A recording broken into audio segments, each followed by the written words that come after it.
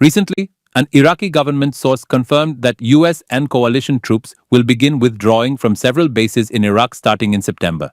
It will shift away from the al-Assad base in western Iraq, Baghdad International Airport, and the Joint Operations Command in the capital.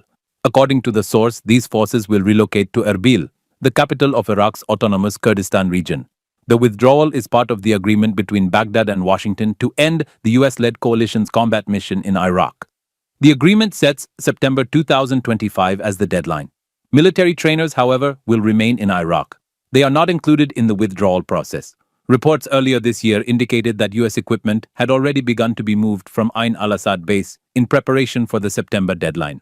The US and Iraq first announced this timeline in September 2024.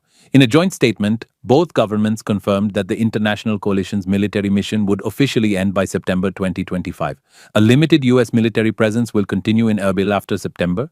According to reports, this presence is scheduled to last until September 2026. This transition marks a shift from a combat mission to an advisory and support role.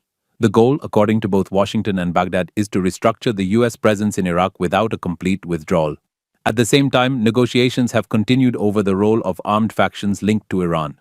These groups are part of Iraq's popular mobilization units, formed in 2014 to fight ISIS. They are now integrated into Iraq's official security structure. Since late 2023, these factions have carried out rocket and drone attacks on US bases in Iraq, particularly after the outbreak of the Gaza war in October that year. Following the killing of 3 US soldiers in January 2024 at a base near the Jordan-Syria border, the Iraqi government pressured these factions to halt their attacks. The groups stopped targeting US bases but continued operations against Israel, sometimes jointly with the Yemeni armed forces. Washington has opposed Iraqi proposals to further institutionalize the popular mobilization units, arguing this would expand Iranian influence. The US has also launched strikes on Kataib Hezbollah sites in Iraq and has warned of additional attacks if Iran-linked factions are not disarmed.